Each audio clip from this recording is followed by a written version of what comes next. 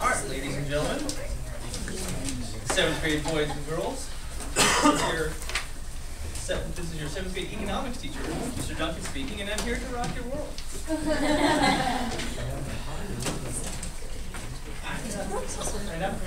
No, I must have more. Oh my goodness, I'm already melting down. Yeah, one at each table might be good. I swear I printed out 30. I must not have. I apologize.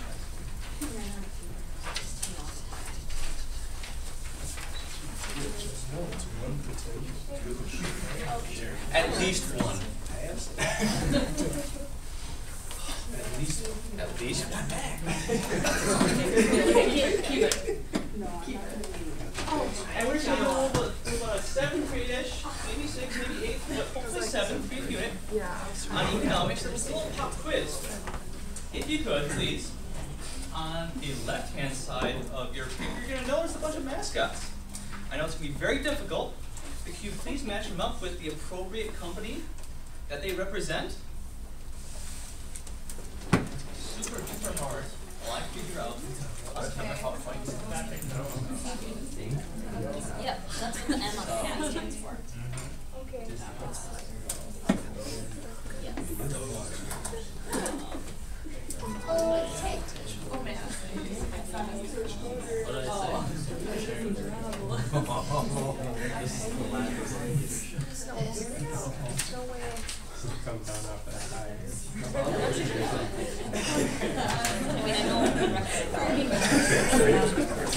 Okay, time's up, pencils down. Did anybody not complete the quiz? Did anybody not know what mascot is which? No? When I did this in 7th grade at Selden Middle School, I found out that there are a lot of Twins fans in western Wisconsin who don't know who the running sausages are.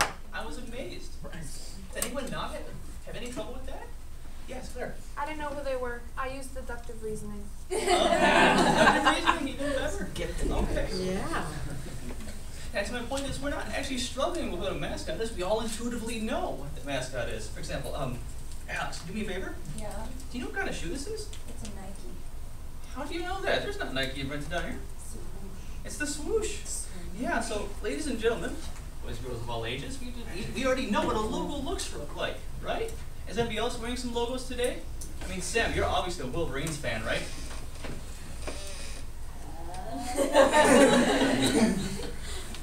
No? Why don't you stand up and show the entire class what you're wearing today? All right? And it's a Bucky Badger, and the and the little W symbol there is a symbol for UW-Madison. And everybody knows that that little W stands for UW-Madison. Give you one little moment here. Take a little. Oh, goodness. What's up there? Oh, it's magic.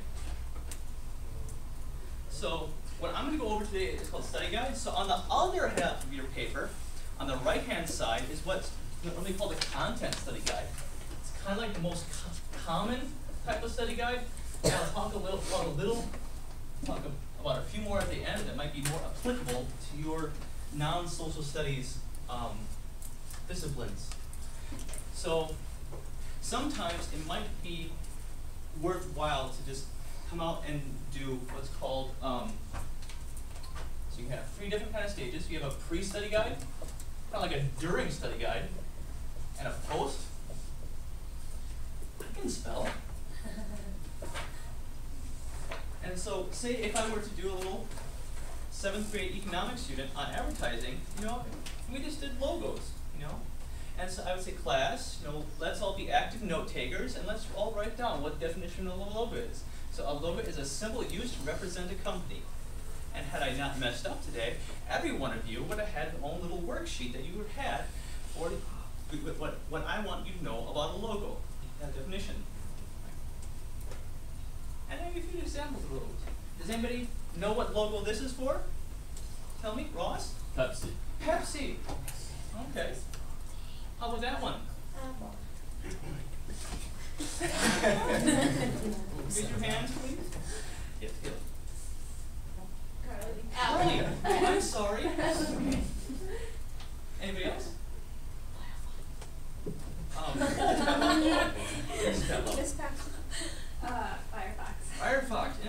just go on and on and on. We don't need to know like all the actual names. We know what these are.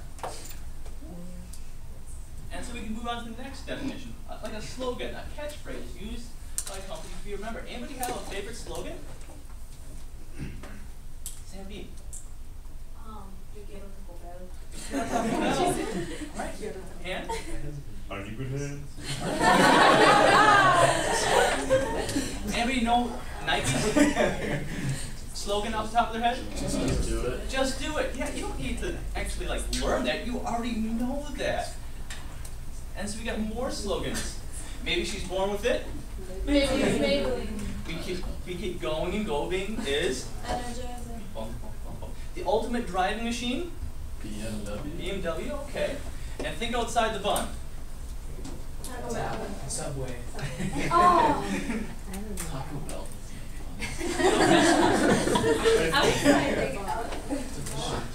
So, what do you do for study guides? In a sort of content study guide, is it's not enough just to give like a definition. Okay, we've got definitions, logo, and on and on. You have to give kind of examples to reinforce that, because otherwise it's kind of meaningless. And most kids already know something about the content area you're already teaching. For example, every kid knows, that if they want to be a champion, you got to eat your Wheaties. Everybody knows that. And so we got more and more of them.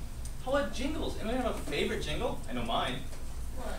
I got my baby back, baby back, baby back, baby back, baby back. Anybody else have a favorite jingle ever? No? I'm just that weird? Okay, maybe I'm just weird. And so you just go down, list of the content one. So every kiss begins with K, or like a good neighbor. State Farm is back. With a hot tub. And finally, we can go with mascots. You can write down those definitions. And this is a good way of using that kind of during content study guide to make sure that your students are all on the same page. And so while everyone's constantly writing, you can see who's writing down what. You can keep track of, if there's some kid in the corner who's just like, this is stupid. So if you're going to reference this at a later date, say as a project or whatever, you can say, okay kids, everyone please take out your worksheet so we all know where we are. But there's also lots of others. Go back to DocCam. DocCam? Oh. So, where are my English people? English people? Raise your hands. Oh, there's a lot of you. So, say you're teaching a little thing on. So, say if you want to do something great and you want to figure out kind of where your students are, you might give them something to read and say, hey students, if you come up with any vocabulary that you don't know, just go ahead and highlight it and underline it. So, alright, give this a try. I am the very model of a modern major general. I'm information vegetable of animal and mineral. I know the kings of England and quantified historical. From Marathon to Waterloo and order categorical. What the heck is Marathon? Oh man, I don't know what a marathon is. I know what Waterloo is, because that was in that darn Mr. Duncan's world history course. I know what marathon is. Okay. I'm very well acquainted too with mathematical. I understand equations both simple and quadratical. Quadratical? This is not Mrs. Deutscher's math class. What the heck is that? And so you can go on, I don't know what binomial theory is. I don't know, square hypotenuse. And note to self, don't let students Google that. Mr. Duncan taught us about a mad emperor with lots of lovers and stuff. But you come to class and say, hey students, do you have any vocab terms you didn't understand? Well, why don't we get in groups and see if we can't figure out, or if everybody has no problems whatsoever, you're golden. You don't have to start at the very beginning. Or how about something afterwards for, can I see science people? Math people? Okay. A little shy. Okay. Where's my pens? Did anyone ever have that thing, that little lie that the professor or teacher told you? You can write any notes you want as long as it's on a little note card. and you know it's a lie because you're just like, oh man, Pythagorean theorem, that's a squared plus b squared plus equals c squared. Oh man, and Katie is biology, so you're like, okay, Mrs. Frank wants us to know what this word is for her organic AP Chem course. That's ethylene? Help me out here? No? Carbon, okay. Or, any physics people? No physics people? Well, if you were physics people, you could even have them write this out. Okay. Force equals mass times acceleration, and mass and acceleration is always 9.8 meters per squared. And that's something you could do post, so that when they're all done condensing all the information, they can have a little study guide. And the lie is you don't actually need this, because by the time you're done cramming everything into little tiny print, you already know it. So that's a little trick you can use. So if this were my actual lesson for economics students, do you have enough time? How much time do I have, facilitators? Do you have like 5 minutes? 4. 4 minutes. Oh, okay. So if you can get together in a group, flip over that little worksheet, and see if you can't come up with a slogan about this course, about this actual class. What is section 2's slogan? It's got to be catchy. Maybe you can think of jingle about it too, if you're that kind of musical. Can you think of a slogan?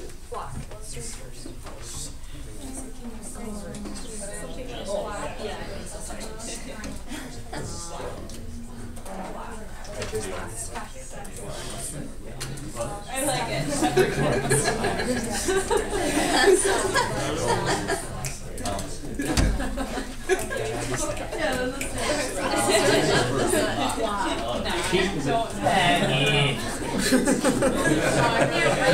That may be, but it's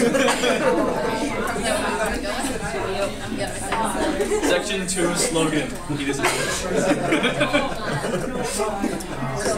Mr. Duncan, I think this is inappropriate. That is inappropriate. Sean, we have to be nice. We have to be positive. Where's our social contract? We forgot. Where's our social contract? I told you.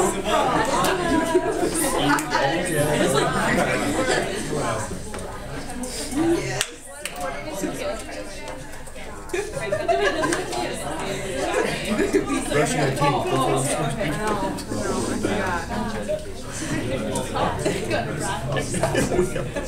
Block 2.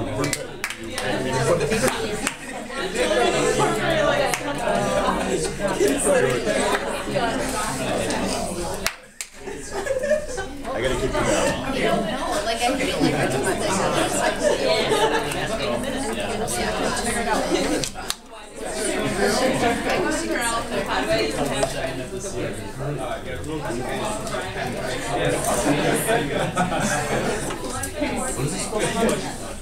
A slogan for the class. Okay, slogans. Slogans, where can I start? Who wants to go first? Slogans, yes. Okay, ready? Yeah, ready. 1, 2, 3. Better not mock. We're in black. Gonna rock your socks. Nice. Okay. Who wants to follow that one? Alright. I'm gonna go over here. So there was a little issue, okay, what did you come up with that's a little better than the slogan you at the beginning? Which one are we going with? We're gonna go that one? Yeah. We go with that one. A slogan? We don't need no stinking slogan. So too good first. That's a good one. Well, You're going. alright, ours was kind of like a slogan and or jingle. So you gotta go, stop, collaborate, and listen.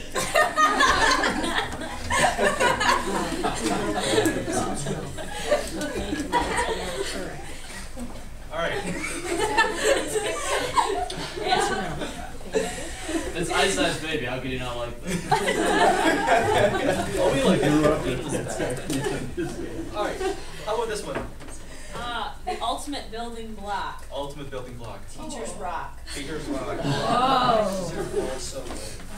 Okay. Joe came up on by himself. Supposed to make it up on the spot, but Do you need just a little bit more time? No. No, it wasn't happening. it's bringing it from here to here.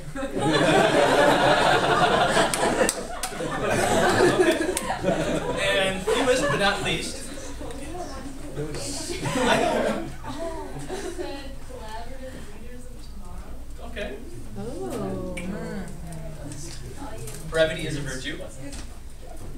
Okay. My group was not fun. So, I'm I'm going with it. Fun in the sun has nothing on. Morning meat tons. No?